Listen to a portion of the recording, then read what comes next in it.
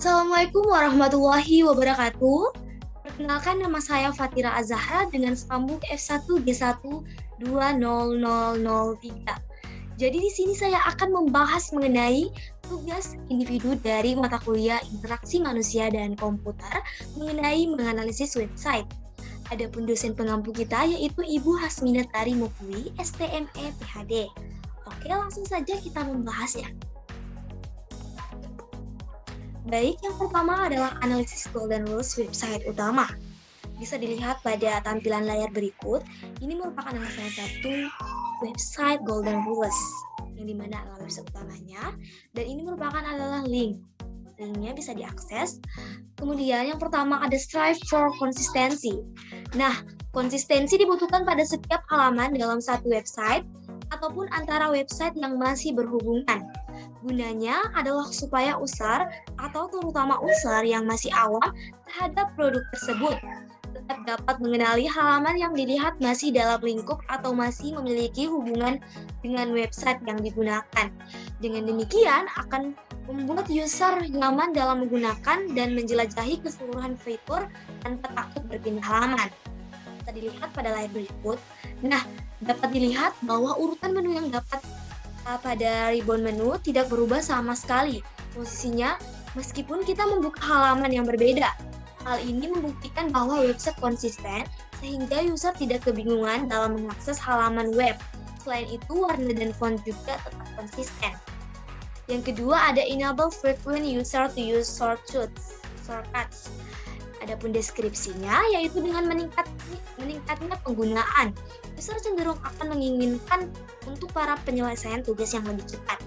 Nah, pada website biasanya ada menu tertentu yang dimunculkan untuk memindahkan user dalam melakukan proses tertentu atau tampilan tertentu yang memudahkan user untuk mendapatkan informasi yang diinginkan. Bisa dilihat pada tampilan layar berikut.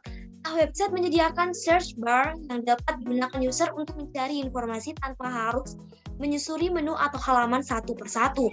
Tentu saja dengan hadirnya shortcut ini, user dapat menghemat waktu dalam menggunakan website. Bisa dilihat pada layar tersebut. Kemudian yang ketiga ada over information feedback.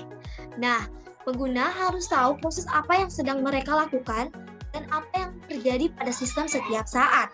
Untuk setiap tindakan yang harus ada umpan balik yang sesuai dengan dapat dibaca user dalam jumlah waktu yang wajar. Informatif feedback tidak harus selalu dengan jawaban dari aplikasi ke user, tetapi dapat berupa perubahan antar muka setiap user melakukan aksi. Dengan demikian, user paham bahwa aksinya sudah direspon oleh aplikasi. Nah, contohnya bisa dilihat pada layar berikut. Nah, ketika kita mengakses halaman, setiap proses membuka tampilan roda loading mempercepat dan menandakan halaman yang sedang memuat permintaan. Selain itu, pada saat user menginput data diri, muncul tulisan loading. Nah, untuk memberitahu user bahwa proses sedang berlangsung. Mungkin kita sempat lihat kalau ke website itu ada loadingnya, berarti itu secara langsung kita diberitahu bahwa itu sudah berlangsung. Kemudian yang keempat ada reduce short-term memory load, di mana dalam interface yang baik, informasi visual sangatlah penting, karena user dapat dengan nyaman menggunakan aplikasi tanpa harus mengingat flow yang perlu dia lakukan, dengan cara menghafal bagian-bagian layar. Oleh karena itu, antarmuka harus sederhana, dengan hierarki informasi yang tepat, serta memilih dialog dan tampilan yang membutuhkan pengenalan daripada proses mengingat kembali. Bisa dilihat pada layar berikut. Nah, demi untuk memudahkan penggunaan di setiap pilihan menu, terdapat submenu yang sesuai dengan kategori menunya. Dengan ini, user tidak perlu menebak-nebak di mana kiranya menu yang ingin ia akses diletakkan. Misalkan kita ingin mencari fakultas kerja dan keguruan, kita bisa mengkliknya, ataupun fakultas ilmu psikologi. Daripada kita pusing-pusing, lebih baik kita menyediakan ini.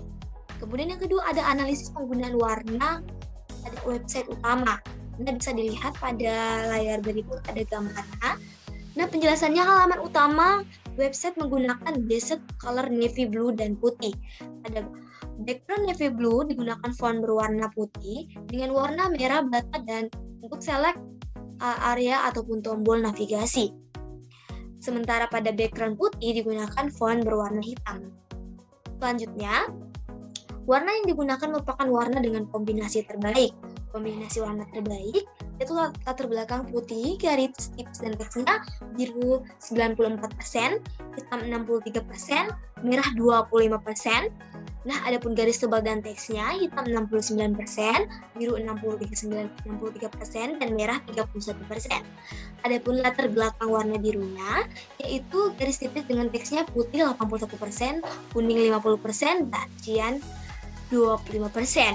Sedangkan garis tebal dan teks untuk berwarna putih biru ini yaitu kuning 38%, magenta 31%, hitam 31%, cian 31%, dan putih 25%. Yang kedua ada Park and Text, yang dimana halaman pendaftaran website menggunakan base color merah yang merupakan contrast color dari halaman utama dan putih. Pada background merah digunakan font berwarna putih dengan background hitam penuh, sementara pada background putih digunakan font berwarna abu-abu. Nah, warna latar merah yang digunakan merupakan warna dengan kombinasi terbaik. Latar belakang merah, garis tipis dan teksnya kuning 75%, putih 56%, dan hitam 44%. Sedangkan garis tebal dan teksnya hitam 50%, kuning 44%, putih 44%, dan cian 31%. Sedangkan warna latar putih dengan font abu-abu agak sulit dibaca, teman-teman. Nah, yang ketiga ada perbandingan website utama dan website pembanding. Bisa dilihat pada layar berikut, tentunya ada perbedaannya. Selanjutnya, tingkat keberhasilannya. Nah, pada website UIN Araniri ini, dari 70 fitur yang ditawarkan, 3 diantaranya tidak dapat digunakan. Presentasi kegagalan 4,29%. Nah, sementara website UNS dipastikan dari 55 fitur yang ditawarkan, hampir 100% fitur yang disediakan dapat digunakan. Nah, waktu. Pengujian website dilakukan dengan Mozilla Firefox pada pukul 19.55.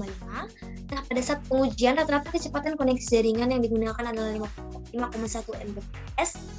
Nah, bisa dilihat grafik waktunya. Kemudian website UIN Araniri rata-rata menyelesaikan proses loading dalam waktu 10 detik. Sedangkan website UNS rata-rata menyelesaikan proses loading dalam waktu 14 detik. Learnability-nya, pada website UIN Araniri ini, banyak menu tersedia langsung membawa user menuju ke website yang berbeda. Alhasil user bisa menjadi rasa kebingungan. Selain itu, submenunya juga terlalu banyak. Yang kedua, sebaliknya website UNS ini tidak serta-merta langsung membawa user ke website lain. Dia terlebih dahulu menempatkan link yang kiranya akan membawa user ke website berbeda pada halaman khusus, sehingga penggunaan submenunya juga tidak begitu banyak. Tingkat kepuasannya pada website UIN Araniri ini terdapat banyak menu yang dilampirkan namun isinya kosong, bahkan tidak terbuka sama sekali. Penyajian info pada laman berantakan. Nah, sedangkan website UNS ini lebih rapi dalam menyajikan tulisan. Semua menu dapat diakses. Yang keempat, desain website utama yang dapat ditingkatkan atau diperbaiki. Menu yang terlalu banyak dapat menyulitkan user, sehingga kita mereduksi jumlah menu yang ditampilkan. Seperti menu regulasi yang tidak dapat diakses, maka sebaiknya dihilangkan. Yang kemudian sertifikat yang dapat dimasukkan ke publikasi saja. Kemudian yang ketiga ada menu alumni yang dapat dimasukkan ke submana pada kemahasiswaan. Nah, ini adalah tampilan setelah jumlah menu dideteksi. Kemudian, dan ini menu sertifikat dimasukkan ke dalam publikasi, dan yang tadi menu alumni dimasukkan ke dalam menu kemahasiswaan. Mungkin itu saja yang saya analisis websitenya. Saya tidak melebihkan dan mengurangi, namun ini pendapat saya untuk menganalisis websitenya.